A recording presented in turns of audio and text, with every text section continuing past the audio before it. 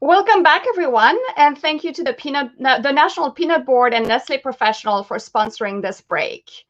I am Anne McBride, the program co-director for the summit with Jackie Chi.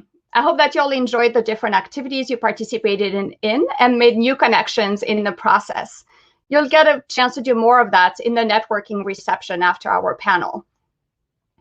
I hope that you all know that next week, the summit will conclude with a cook-along. 2 of our chefs and you will cook all together.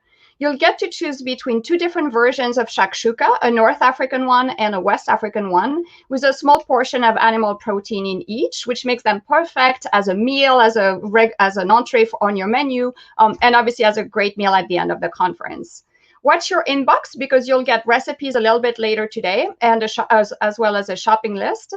All of the ingredients are easily obtainable, and you can even swap some things because we know that grocery shopping is still not easy depending on where you are in the country. So look for those and plan on joining us next week for our cook-along. We should have a new poll up for this session on the right of your screen, so go ahead and answer it. And we'll also have 15 minutes for questions at the end of this panel. So put those on the chat on the right, and I'll ask them of our panelists later. We are now going to answer all, or at least a lot, of your questions about Plan Forward in the media. Our 3 panelists, Jane Black, Nicole Duncan, and Larissa Zimberoff, will join me in a minute. Whether it is trade or consumer publications, recipes or trend stories, Twitter threads or Instagram posts, there is no question that all things plant-related have been a hot topic in the last couple of years. Some stories take climate change angles, others focus on the many emerging businesses in the sector, while yet others help at aiming diners cook more produce, less meat at home. And of course, right now, many stories talk about Plan Forward in relation to meat processing issues, safety, changes to the food supply chains that include farm direct delivery, and the very real, very urgent need for equity for workers and business owners of color throughout the food system. So how do writers and editors decide what they cover? And how can you get a slice of it, your slice of the pie when it comes to media attention? I wanted to give you a brief glimpse of some of the articles that have defined a lot of the work of our panelists recently, very much reflective of the media landscape. So in this first slide, it's no surprise to you, I'm sure, that meat alternatives tend to dominate coverage since they tend to feature sexy startups with a lot of innovation talking points. So writers tend to cover a lot of these. And the chicken or the egg question is, of course, how much might media coverage impact the fact that, to quote from Larissa's piece in Bloomberg, plant-based foods grew their retail share 11.4% last year, and plant-based meat 18%, while the overall retail food market only grew 2.2%. Trend stories like these 2 from FSR are also very frequent and can be where chefs and operators get a chance of talking about the new and interesting things that they are doing on their menus. And here is, of course, everyone's dream story when seeking coverage in our next slide, an in-depth feature on what one company is doing to feed its employees better. You'll hear more about that from Google Michael Backer next week, and this is a piece by Jane Black, who is joining us. So let's dive into these stories and more. I'm pleased to be joined by Jane Black, a Washington, D.C.-based food writer who covers food politics, trends, and sustainability. Her work appears regularly in the Wall Street Journal, the Washington Post, and the New York Times. Nicole Duncan is the editor of FSR magazine, and you met Nicole a couple of weeks ago as the editor of the FSR CIA Plan Forward watch list, which you can find on our website.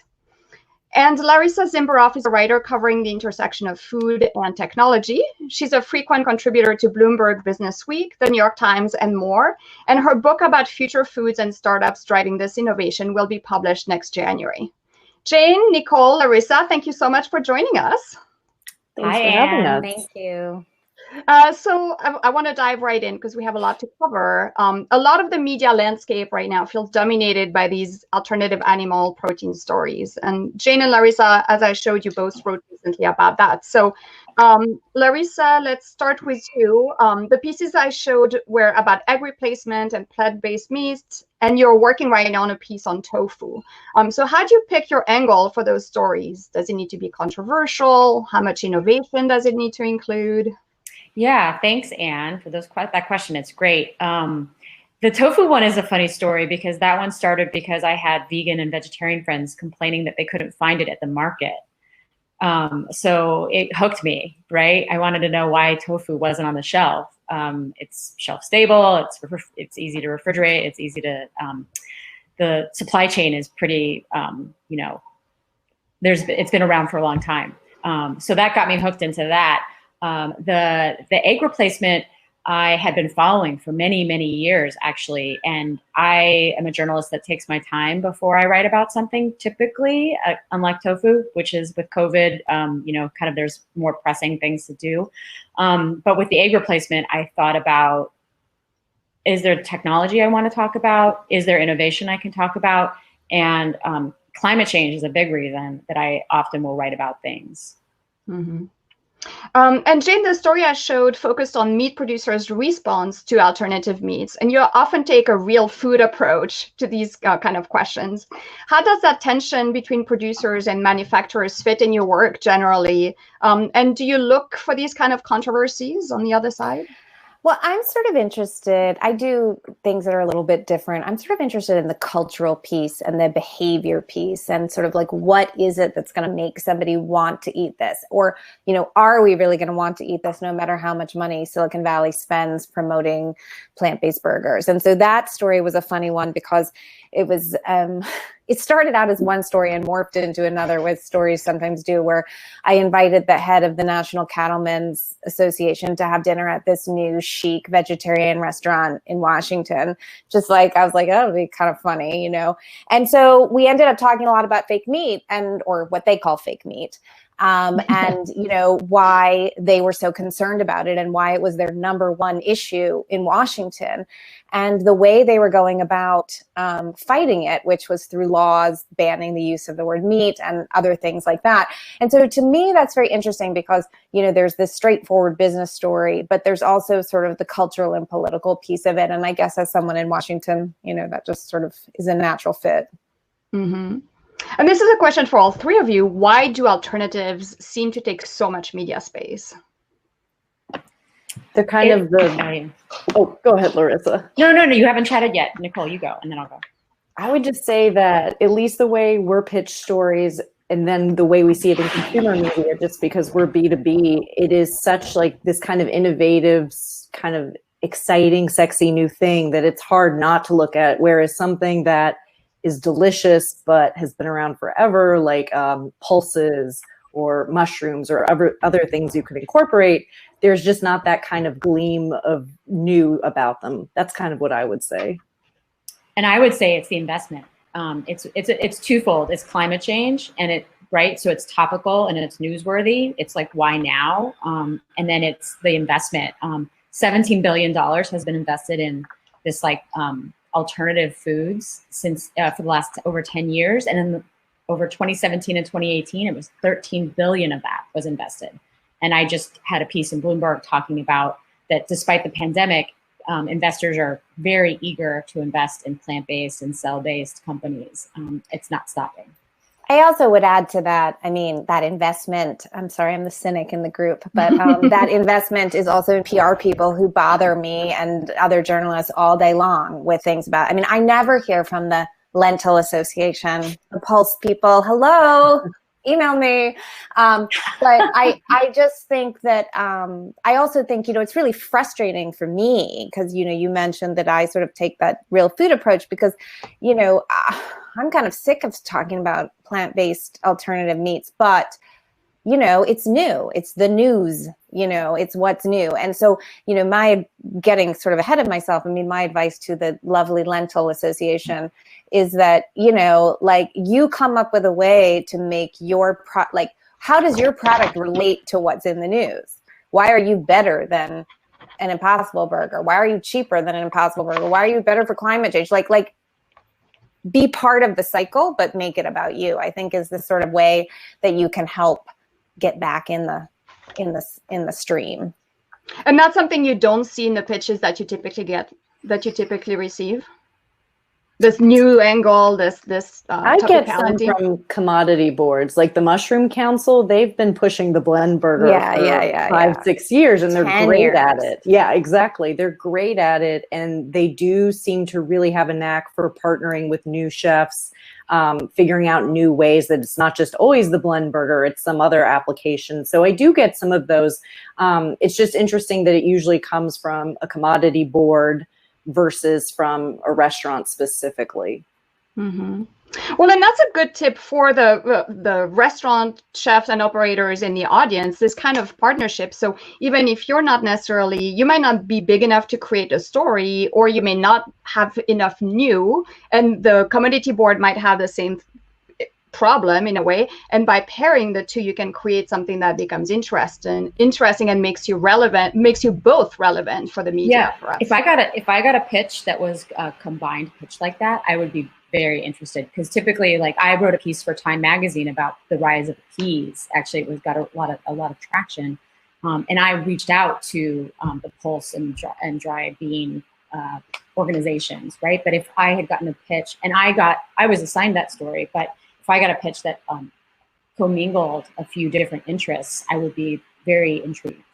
Mm-hmm. You know, usually it's on the journalist to do the research, and it's nice to have a little bit of it done for me. I'm a freelance. I think Jane is also, and you know, it's a lot of work even before I've gotten the yes on the story. Yeah, I mean, I have friends who work in food companies, you know, who I've gotten to know over the years, and sometimes they'll run things by me, and I'll be like, well, why don't you say, make it a trend story about you, this person, and this person? And they're like, well, they're our competitors. And I'm like, well, you know, do you want the coverage or not? You know? So, I mean, it's sort of, I get that sort of like, it has to be all about me, but I mean, that's not what your audience really wants. And so kind of trying to put yourself in the, I'm so old fashioned, opening my newspaper. Haha. I'm opening my phone and my coffee, and I want to read about what's relevant to me, not just about your company. And editors don't usually want kind of a commercial for one company, especially like Bloomberg. They won't, you know, I won't write about one person typically. Mm-hmm. They don't want that commercial, a paid for advertorial. They'd rather get paid to run that commercial. Exactly. Yeah. No, and I mean, that's something very important to remember for people seeking coverage, right? That yes, your ideal piece is a feature on just you and what you're doing, but that's most likely not going to be what you get. And Nicole, I want to go to the two stories that I showed in the slides, the trend pieces on heirloom vegetables and fall flavors. So those can be a little bit evergreen, and it seems that it's a great place for operators and chefs to be featured, right? So how do you pick who you include in those stories? And how can someone get your attention to be included? So for some of those, like the heirloom varieties, we put out an editorial calendar, usually every July or August, with different topics, including a food and beverage one every month. So the heirloom one was on there, and thankfully, different publicists or even companies that were asked for our calendar, they could come to me preemptively, hopefully ahead of our production schedule, since we work so far out, and they could like point me to one of their clients or to a trend that's worth exploring. So that really helps get the word out. The fall flavors one, that was actually a pitch from a writer who used to be in-house. She had been paying attention to trends like that and was able to kind of come up with her own sources, which as an editor is very helpful when the writers, either through the sources pitching it or just through their kind of Rolodex, are able to do that. So for those things, it's kind of a combination of us putting the word out there, but then also people coming to us and having those ideas to supplement it. So an editorial calendar is something that a freelance writer or a PR person will be very used to finding, right? But that means having the resources to do it at a time right now when, I mean, so many restaurants, chefs, operators don't have any PR resources. So they may not even know what an editorial calendar is and where to look for it, and then what to do with that information. So can you provide a little bit more guidance so that you can help operators pitch themselves directly to you and to others? Yeah, and when operators pitch themselves directly, we're so grateful, just because it's kind of rare, like you said, especially in, I would say, the full service space more than quick service or chains. they don't have the time. They're trying to operate a restaurant, and especially in times like these, when do they have times to be hunting for our editorial calendar?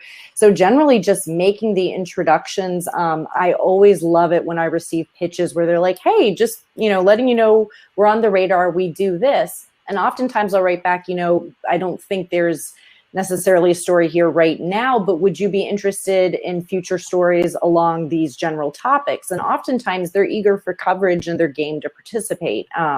So I would say kind of reaching out and being open to participating in other stories, like you said, realizing that you're not going to get a feature all about yourself, especially if you're just now coming in our radar. But yeah, we love to hear what they're doing. I'd like to hope that if they subscribe to the magazine or if they receive our daily e-letter, they see the contact information. They know they're welcome to reach out to us. But I do sometimes still get messages on our Facebook page. I'm like, well, we have emails. We check those a little bit more frequently. So that's kind of my advice, I would say. Great. And editorial calendar, under which tab or section of your website is that typically? That's actually a reach out to us because our sales team uses it too. We have it that it is divided editorial focuses, custom content focuses, and then kind of sales deadlines. So generally we encourage our sources to reach out to us, or if they are going through our sales team, through them. Mm-hmm. Okay. I want to go to social media and then come back to another question, because this all ties together a little bit. So how do you, social media carries a lot of weight right now in getting eyeballs on stories, right? And how do you, are there certain stories you feel you need to write because they'll get lots of hits, which will get you more assignments? Are there certain angles you take? Are there certain headlines you write? How do you connect your work as writers with the social media elements there? I can start. My first priority is, if I'm interested in writing a story, that's my first priority. Like, do I want to investigate this trend? And then the second is, can I sell it to an editor? So I will often get pitches that could be interesting, but I have to be interested in writing about it. And to me, it is important what it does for the world. And then can I sell it? My editors don't usually say like, oh, I don't think this is going to get a lot of hits, but it is a thought. My most recent story that said, fake meat is, raking in the cash, right? And that was a headline I wasn't in love with. I would have preferred something different, kind of plant-based entrepreneurs still raise money at these times, or, something like that. But with Bloomberg and the Bloomberg terminal, right, it has to be something quick that they can read in a second and, be interested in. My most successful story in the past was the story about the egg replacements. And it was so successful because, I had thrown in all these different things you can make eggs from: mung bean, flax, chia, yeast, bacteria, all these different things.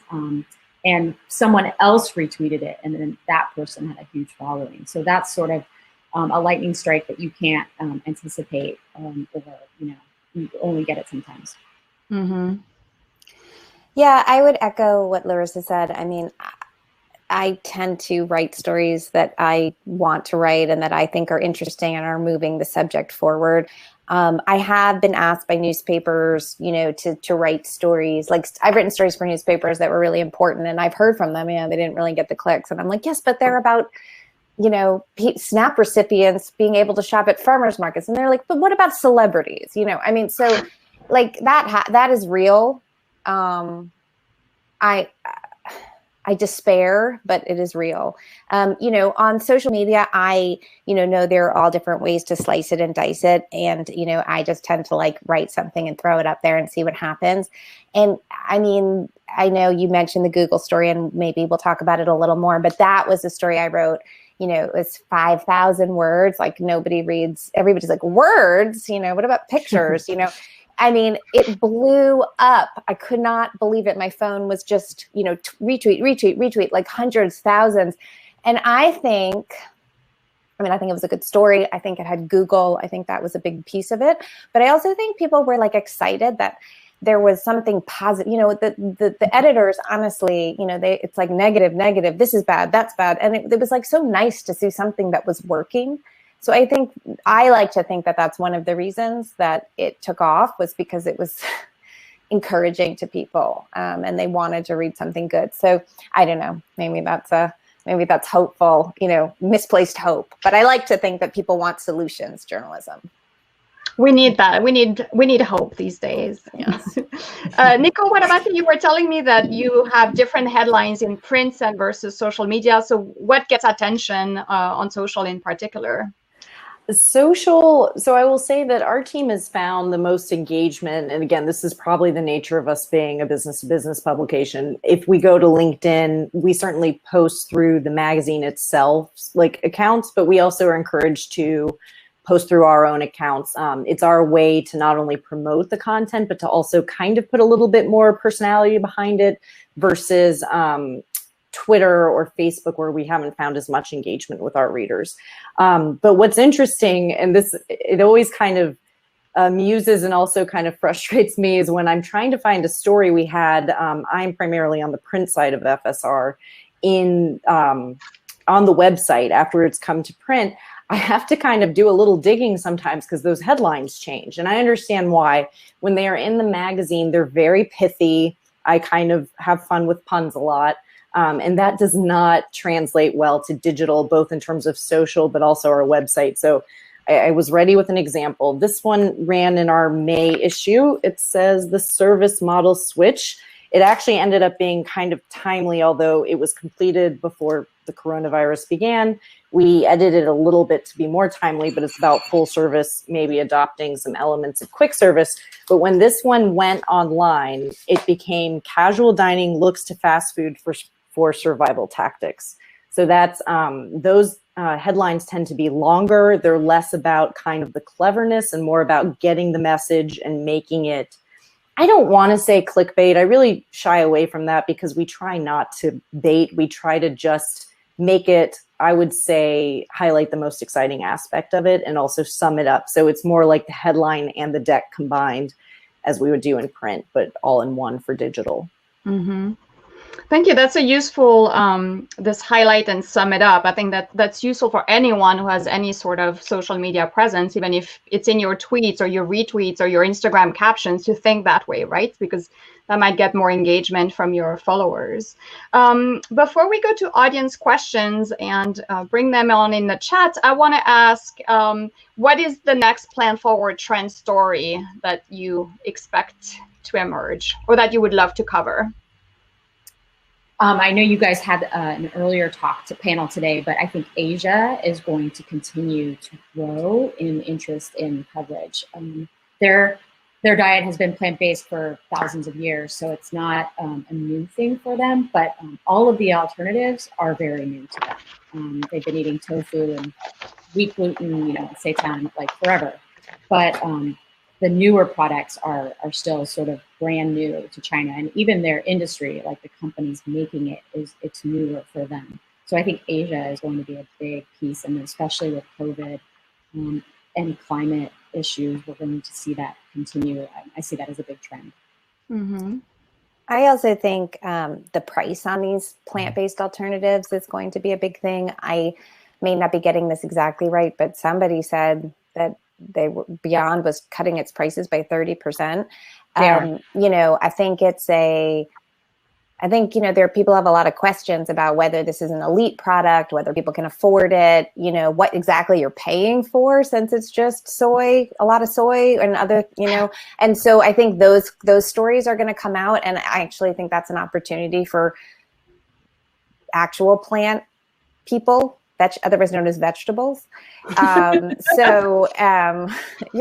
the original plant-based vegetable people. So I think that's another opportunity. I also think the issues in the supply chain with, vegetables and farmers and farm workers is going to be a big deal. So, there could be some reshuffling in terms of what's available on store shelves this summer.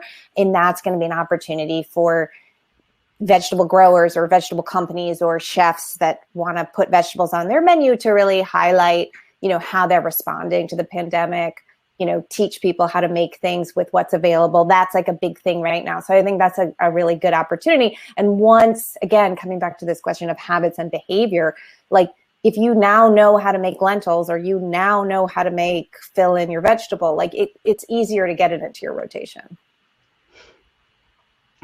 Nicole, any? I would say I'd be really interested in revisiting the idea of plant forward maybe a year from now. Once I kind of feel like, and we discussed this in our pre-panel meeting, that there's a certain sensitivity and a certain kind of urgency to other things in the news right now, that looking at macro trends is maybe something evergreen to revisit. But I would love, once things return to whatever the new normal is to see how the pandemic affected the adoption of more plants or meat alternatives within the restaurant, both from an economic standpoint where consumers might be more cash strapped, but then also the operators with sourcing and some of the sourcing issues we've had. So I'd be really interested to see how this shifts it, because there's so many trends in the restaurant world that were already happening and the coronavirus has only accelerated them. And I'm curious to see if that would be the same with kind of plant forward menus. Mm-hmm. And Sue is asking, what about Africa? That was probably in relation to you talking about Asia, Larissa. Do you see Africa, and obviously, the many countries and cuisines and cultures of Africa emerge as a trend in plant forward? Because there are a lot of very traditional plant forward cuisines that have been that way for, centuries. I think this continued globalism will be a trend, and also ingredient focused. Like I've seen cassava and jackfruit sort of coming up in stories. So I could see, something maybe like tapioca, or like, I know that moringa is really popular now in the United States. So I think there are some things that I've seen in plant-based already, just little grains of it. And so I do think, I know that globalism and lots of flavor will continue, for sure. How much, I'm thinking about that in terms of any of these adoptions of plant forward ingredients and ideas and cuisines that comes from other parts of the world. When you're writing about them, how important is it that there's access to that, to those ingredients in the US? Is it okay for people to have to dig up for the material, or when you're writing about it, it needs to be something that's easy for the readers to access?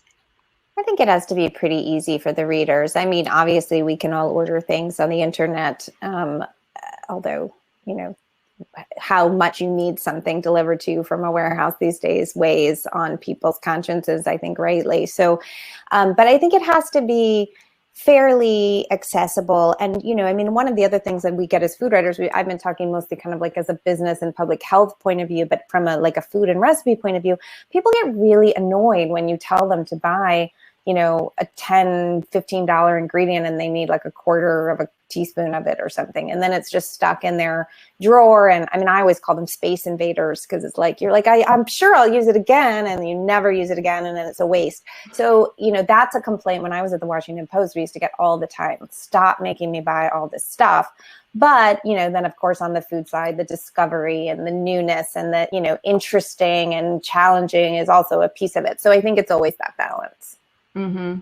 Nicole, how much does that weigh in your editorial decisions? I would say that the accessibility, and again, we're looking in terms of the restaurant chefs and operators, accessibility should be proportional to coverage. So if it is generally something that most operators could get, whether they're in New York and San Francisco or Omaha or somewhere kind of not as big or metropolitan, if it's more accessible, we will dedicate more space in the magazine to it. If it's something that is only in the major metropolitans for the time being, we'll certainly cover it, especially if it's growing, but we won't maybe do is in-depth coverage, just because we don't want to alienate a lot of our readers. Mm-hmm. We have some questions continuing to come in from the audience. Greg is asking, there are far more flexitarians compared to vegetarians or vegan in our country. So people who are cutting on meat versus cutting it out completely.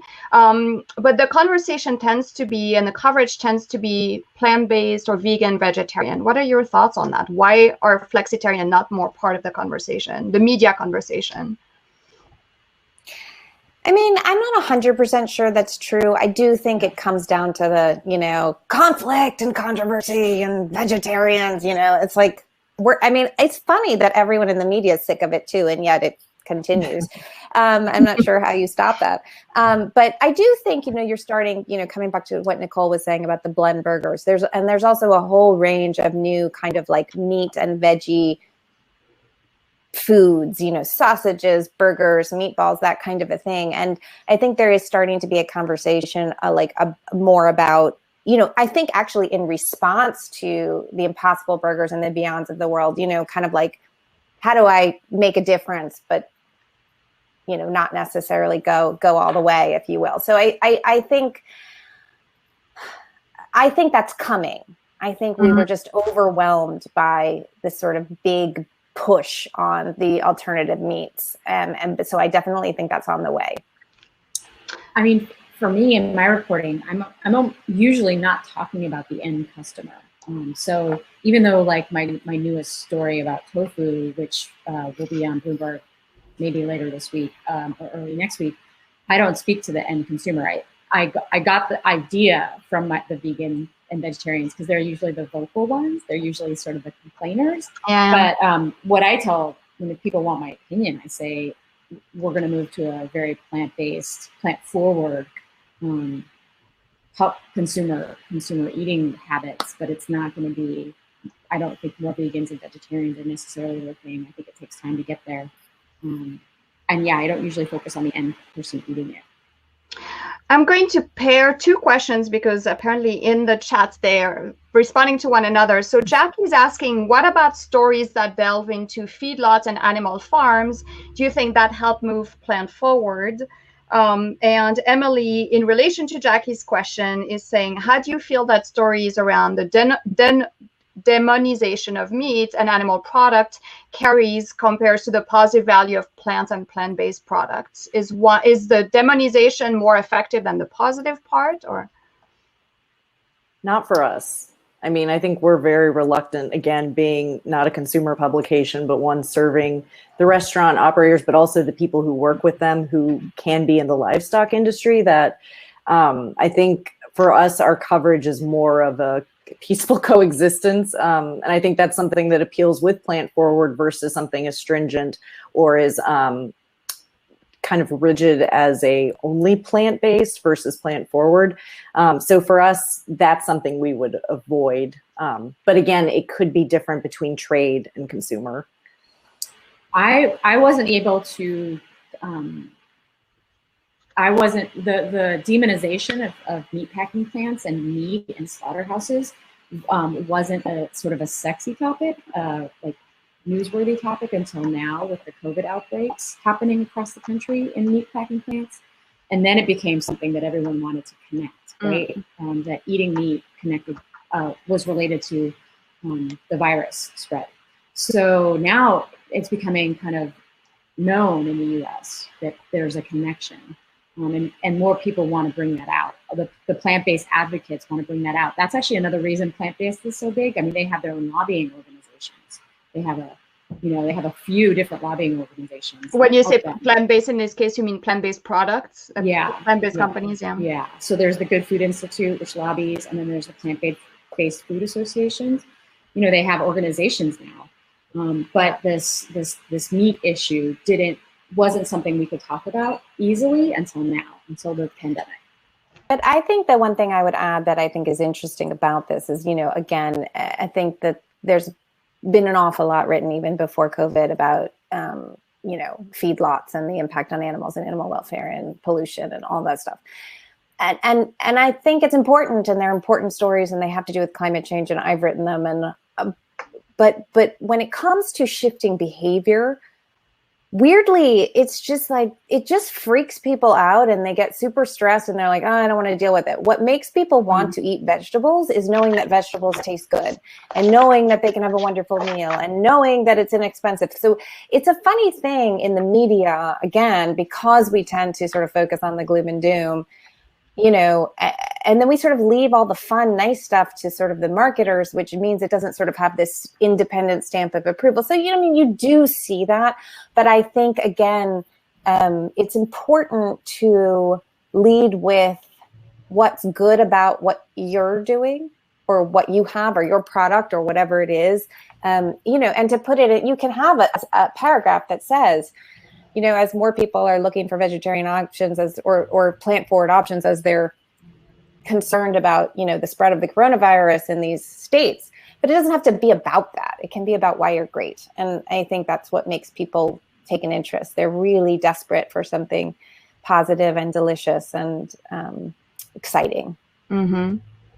Well, so our next question from Tricia relates to the coronavirus. How has the pandemic changed how you plan editorial calendars and pitch stories now that it's so difficult to know what the new normal, quote unquote, will be? So we went through, and we have not thrown out our editorial calendar for the rest of 2020, but we added a coronavirus specific. We added one on to each month that we haven't worked on yet. And we are going to start planning later this month, actually, for 2021, which kind of feels like walking through a dark tunnel with a match. Like, just being able to predict this and the macro effects of it are going to be tricky. I would say that hopefully for 2021, we can get back some semblance of normal. But for the rest of the year, I'm glad that we worked in these very timely and specific topics. The problem also is that, it's the beginning of June and we are wrapping up August and jumping into September. So that continues to be a bit of an issue and a pressure point with print. But I think that we're just going to try to modify and keep those topics very broad and general to the extent we're able to, without kind of muddying the waters. Mm-hmm. And Jane and Larissa, in terms of pitching, are you pitching mostly, or do you feel you have to pitch mostly Corona-related stories? Yeah, I don't think, I tried. It's different when you're a freelancer than when you're a staff writer. And, we should have maybe had a staff writer too, would have a slightly different opinion. But, it's a little bit hard as a freelancer to kind of integrate into a news cycle that's moving so fast. But my sense is people only care about coronavirus right now. I think increasingly you will want to see something. There will be like, oh, let's do this because it's not coronavirus, and you'll start, and that will become a little bigger. But right now, it's still pretty much all about that. I'm working on a story for next March for a magazine, wow. And which is crazy. And I was like, well, how do we know? Like, things could be really different then. So that's a little bit hard for me. But that's when I'm getting something that literally has nothing to do with the coronavirus. Mm-hmm. Well, that's sorry. That's good. We're out of time, unfortunately. So this is a good way to end and to think about March 2021. As there will be a March 2021, even if it feels that between cyclones and locusts and pandemics and riots and racism, it's hard to think of a positive future, but we'll get there. So thank you so much for the three of you. We look forward to continuing reading your stories and, following what you're writing about plants and plant-based and plant-forward and flexitarians in the future. Thank you so much. Thank you, Anne. We are now going to our break, but we have our poll results. So let's see what people are saying in terms of what makes you click on a story. And the most, that's interesting. And of course, that's always sad for writers to hear. But overwhelmingly, the greatest reason why people click on a story is a great plant-forward photo. So there you go, appealing material right there. As during the break, we have a range of ways for you to engage with everyone who is also attending today, from your peers and suppliers to the presenters. The slides that circulate will recap that for you, theme discussion tables, one-on-one networking, and our sponsor expo.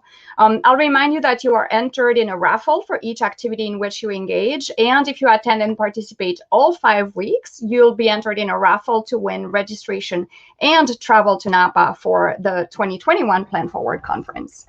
When you are in the sessions and expo booth, don't forget to click the blue share your audio video button so that you can participate in the conversations with everyone who's there.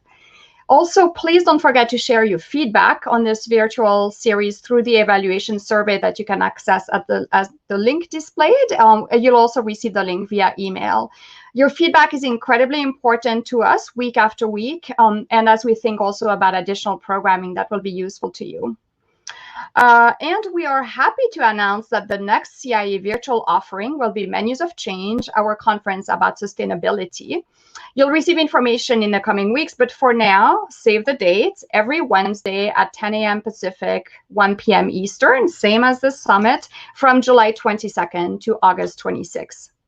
We look forward to seeing you next Wednesday for our final session of this virtual Global Plan Forward Culinary Summit, where we'll talk about how to provide plan forward training to your teams and how operator-supplier relationships will evolve going forward, and of course, have our cook-along.